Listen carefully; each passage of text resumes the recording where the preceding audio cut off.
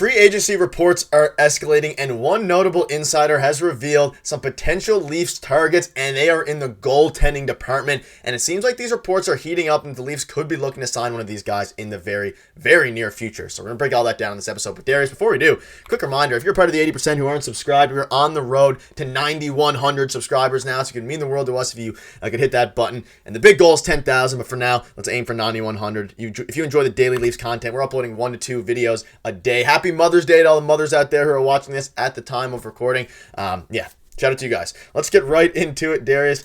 This is an interesting article. An NHL insider sees the Maple Leafs targeting 2 veteran goalies. And Darius, it's about the time in the offseason now. Obviously, we're still awaiting a coaching, hiring, and all these things. We had a video on that yesterday. But a lot of these rumors and reports are going to start picking up regarding actual personnel changes. Of course, Mitch Marner might get traded, things like that. But regarding free agency, there's a lot of positions in need for the Maple Leafs, specifically in the goaltending department, especially when Brad Treliving called out Joseph Woll, saying he was injury prone and whatnot. But this is basically what the article says. When they discussed the team's goaltending, Chris Johnson, brought up Joseph Woll's injury history and how the organization will look into training his body and how to reduce injuries going forward. Someone asked him, do you think, Bob McKenzie, notable insider, former insider, do you think the Leafs will still be confident enough in him to be their number one next year? And them saying, hey, let's get a veteran in the offseason and let's see what they can work with. And Darius, we've discussed this. I brought it up in the live stream. One of these guys will be discussing in a minute. But before we get into the actual targets, what is your kind of position on the current Leafs goaltending situation? It seems like Brad Treliving is screaming, let's get a stopgap guy. Sorry, while we wait for Dennis Hildeby to figure it out. And hopefully Joseph Woll to figure out his injury history. Yeah, pretty interesting from CJ. And that was from the CJ show, by the way, if anyone's confused. It was Julian McKenzie, but I don't blame you for getting those mixed up, Nick. Julian McKenzie. But yeah, it was Bob Julian McKenzie, Bob McKenzie, the GOAT. But anyway, to move on, the Leafs need goaltending. They absolutely need goaltending. Glaring issue this year, obviously, with Joseph Woll's injury. And yes, Brad Treliving did kind of call out Joseph Woll, but he also said, how can we support him? We're noticing an issue here in a pattern. How do we support him moving forward? Because we see the skill in him. So if we're able to keep him healthy, then that's a great option. But we need to look for other options as well. Because like we talked about, goaltending in the NHL is changing. It looks like we'll probably move to like 3 goaltenders in the future. Most teams will run with 3 goaltenders. And the Leafs did it this past season as well. And Brad Treliving also said Samsonov is not signed. His contract has come to an end and doesn't look like they're going to re-sign him, and they really shouldn't. There's no reason to re-sign him. He did not have a great year this year by any means, and maybe a good middle of the year, but that's not enough to go off of. So they're going to look elsewhere, and they're going to look for a veteran goaltender as well, which I think is great because it can help out Dennis Hildeby as well, having them in the organization, an older goalie that is, a veteran goaltender, and also Joseph Woll as well, someone who's been there before, has some playoff experience. I think that's great, and there are some pretty good options, like you mentioned, that CJ brought up. So it's a department the Leafs absolutely have to look at this summer. Yeah, and you've been a big advocate of the stopgap goalie, kind of bringing up when the Habs acquired Jake Allen. Let's get into some of the guys. Let's start with Cam Talbot here. So Talbot spent the last season with the Kings. He obviously made the playoffs, coming off a 1-year deal with an AAV of about $1 million. Statistically, he's the best goalie set to hit the market. He had a record of, that's debatable, but he had a record of 27, 20, and 3 with a 2.50 GAA and a 91.3 save percentage. The Leafs could offer him a 1-year deal at $1.5 million. Darius, I know you might not be a huge fan of this move. I don't hate it. He's a pretty average goaltender. It almost brings Ilya Samsonov vibes, but a little bit better, a little bit more proven, at least coming off of the year last year. I do think the next goalie going into is better. It would be a better fit for the Leafs. But when it comes to starting goalies who played a lot last season and was the number 1A option last year, Cam Talbot is probably one of the more realistic, not the best, but a very realistic Brad Treliving type option.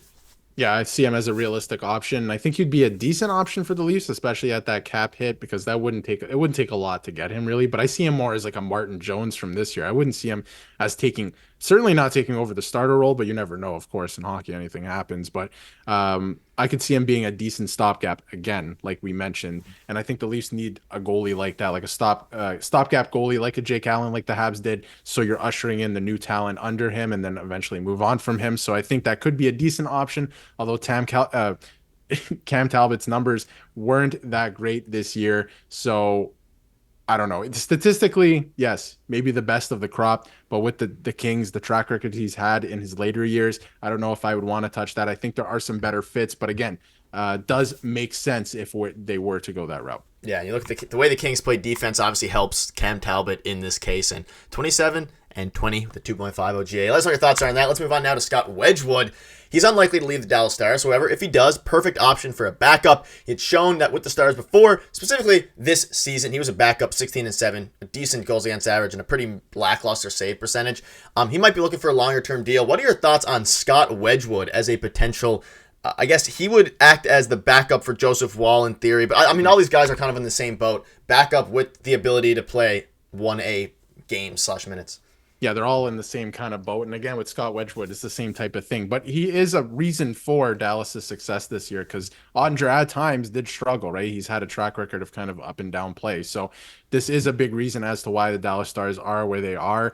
And in the playoffs, again, he hasn't played in the playoffs, but he is a big reason for their success. So again, another stopgap option for the Leafs. I think he'd be decent. You're not looking at a massive cap hit either, but it's the term that I think turns me away from this option too.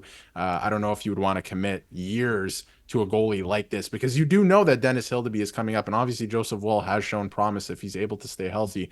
So I'm not sure you want to commit something like more than 2 years to a goaltender of this caliber, at least. I think he is the least realistic option because of what you said. He's only 31, younger than some of the other guys on this list, and he's probably going to want maybe 3 to 4 years with, I mean, it depends with the AAV, maybe 2 to 3. Like, it depends what he wants, but very interesting. He would be one I wouldn't be upset about. I'd probably prefer him to Cam Talbot in a nutshell, given what he'll be able to provide. But this is the guy that, again, I mentioned him on stream, Laurent Brossoit, and he is a very good goaltender, obviously. He played with Vegas last year in the playoffs. He beat the Jets with Vegas, and I said Brossoit is in the same position as Wedgewood, unlikely to leave Winnipeg since he is another near perfect option for a backup goalie. I don't really agree with that first part to me personally, but I'll get your opinion in it in a minute here. And obviously he backed up Hellebuck, but he was 15-5-3 with a 2 goals against average and a 92.7 save percentage. A great backup to Woll. The Leafs would offer him somewhere in the range of 2 year with an AAV of $2 million.